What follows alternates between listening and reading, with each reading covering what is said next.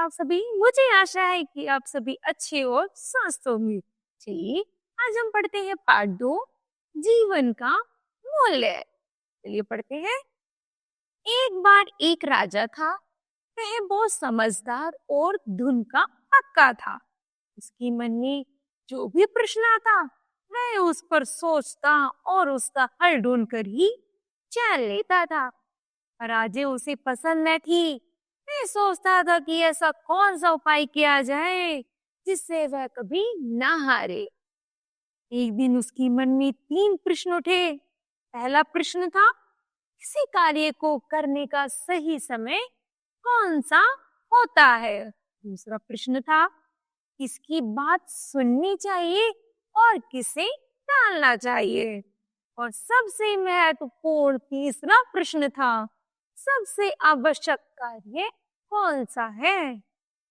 अपने इन तीनों प्रश्नों का उत्तर पाने के लिए राजा ने अपने राज्य में घोषणा करवाई, जो भी इन 3 प्रश्नों का सही उत्तर देगा उसे बहुमूल्य पुरस्कार दिया जाएगा।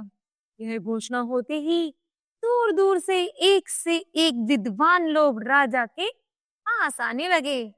पहले प्रश्न के उत्तर में कुछ लोगों ने कहा, किसी कार्य को शुरू करने से पहले ऐसा सोच लेना चाहिए कि कार्य कितने दिन या महीने में पूरा होगा। फिर कार्य का समय और तरीका निश्चित करना चाहिए। इसके बाद उसी के अनुसार कार्य करना चाहिए।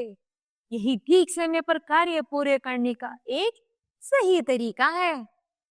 अन्य लोगों का मानना था कि कार्य का समय निश्चित करना कठिन है, लेकिन बेकार के कार्य में समय नहीं नष्ट करना चाहिए। समय नष्ट नहीं करना चाहिए। कुछ लोगों ने बताया कि राजा अकेले प्रत्येक कार्य शुरू करने का समय कैसे निश्चित कर सकता है। उनके पास सलाहकार होना चाहिए। उनकी सहायता से राजा निश्चित कर सकता है कि कार्य कब और कैसे किया जाए। लेकिन कुछ और लोग भी थे, उनका कहना था कि हर कार्य का समय पहले से सोचना कठिन है। मतलब सभी लोग अपनी अपनी राय दे रहे थे। एक कह रहा था कि हमें पहले से निर्धारित कर लेना चाहिए। दूसरा कह रहा था कि निर्धारित नहीं बल्कि एक अच्छा सलाहकार के प्रयोग करना चाहिए। तीसरा कह रहा था कि हमें इस कार्य कोई भी अगर हम कार्य करके उसका निर्धारण करना बहुत कठिन है।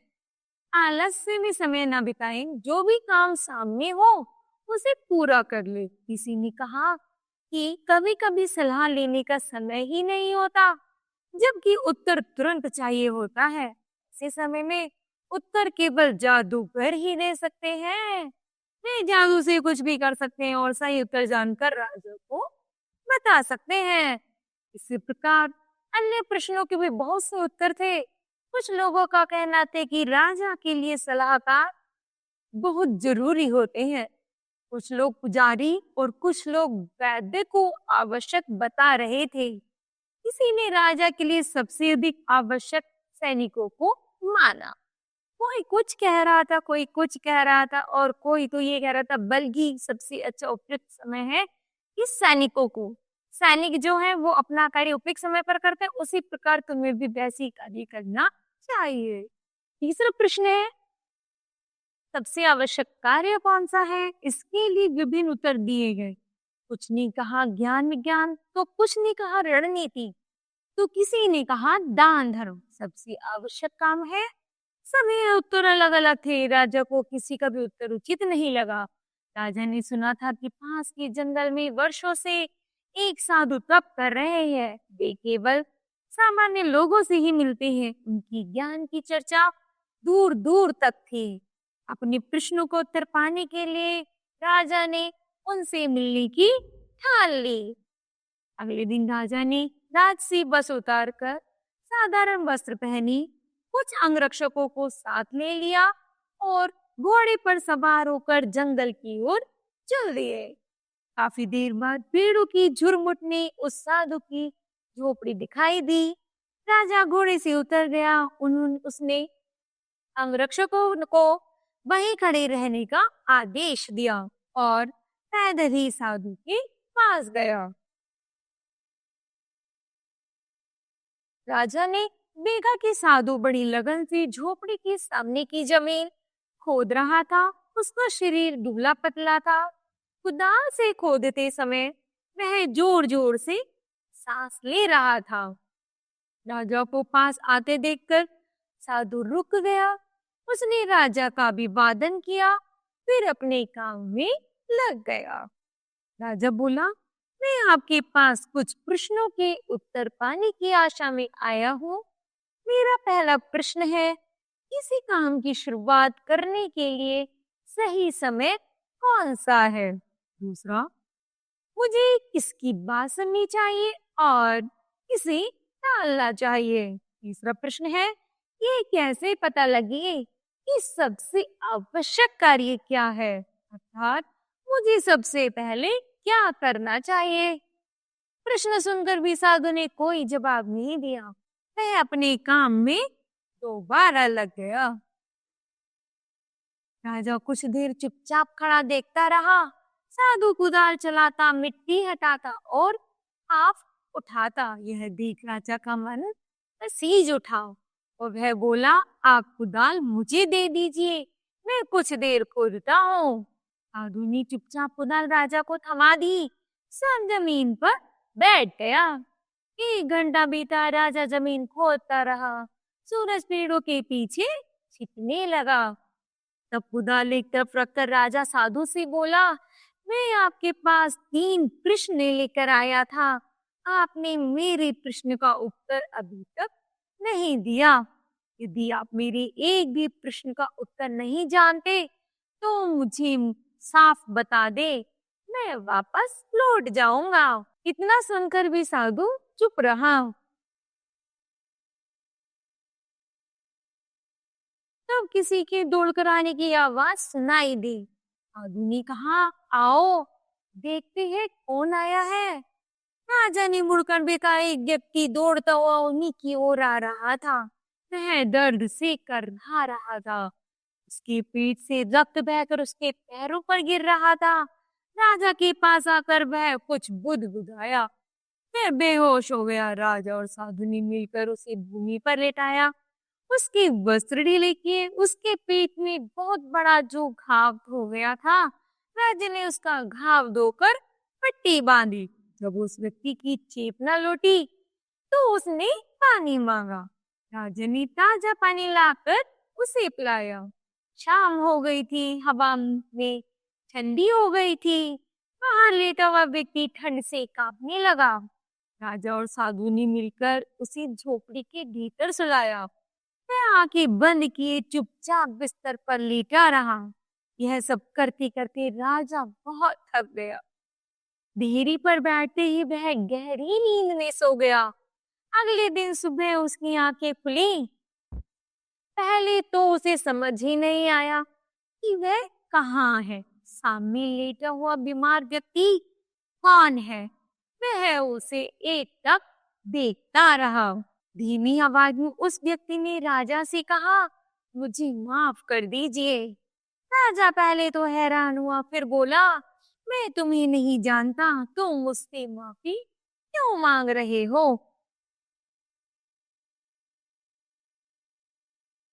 आप मुझे नहीं जानते, किंतु मैं आपको जानता हूँ। मैं आपका शत्रु हूँ।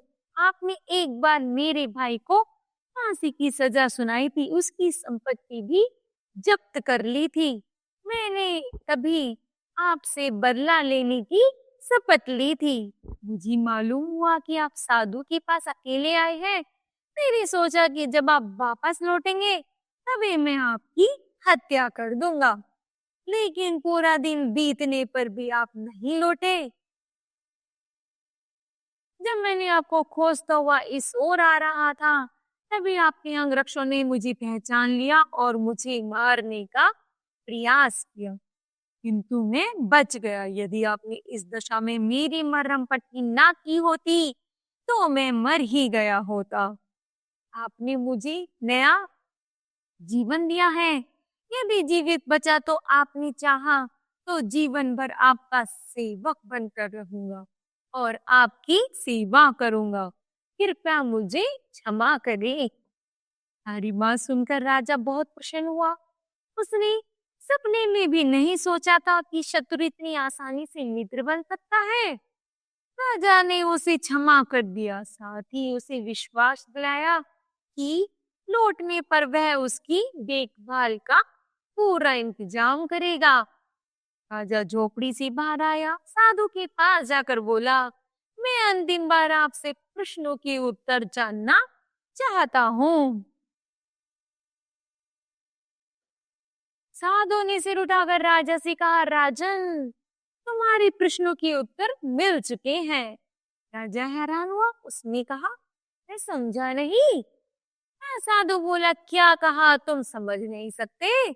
अगर कल तुम्हारे मन में मेरे लिए दया ना आई होती तो तुम चले गए होते, तुमने ये क्यारियां न बनाई होती, तो राह में ये आदमी तुम पर हमला करता, मेरे पास ना रुकने के लिए तुम पछताते। जब तुम क्यारियां तैयार कर रहे थे वही तुम्हारे लिए सबसे सही समय था।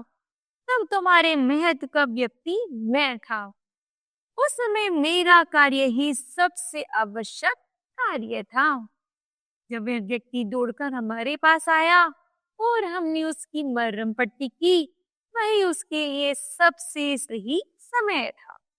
यदि तुम उसकी मरहम पट्टी ना करते तो उसकी मृत्यु हो जाती। इसलिए उस समय वह सबसे महत्व का आदमी था। तुमने उसके लिए जो भी किया उस समय वही तुम्हारे सबसे आवश्यक कार्य था।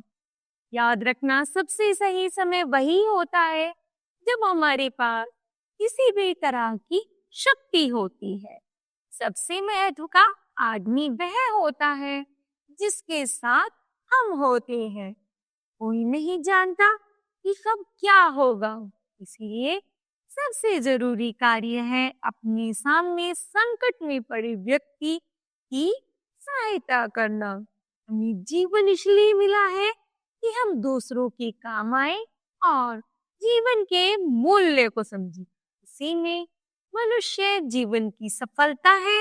इतना कहकर साधु चुप हो गया। साधु का उत्तर पाकर राजा ने चैन की सांस ली। राजा ने आदर से उनको प्रणाम किया और उनसे विदा लेकर महल की ओर चल पड़ा। आज हमने बताओ बच्चों, आज हमने इस पाठ से क्या सीखा? तो हमने सीखा है कि हमें संकट में पड़े व्यक्ति की सहायता करनी चाहिए। यही सहायता करना ही हमारे लिए सर्वोपरि क्या है? सर्वोपरि साधन है। धन्यवाद। चलिए मिलते हैं आपको नेक्स्ट वीडियो में।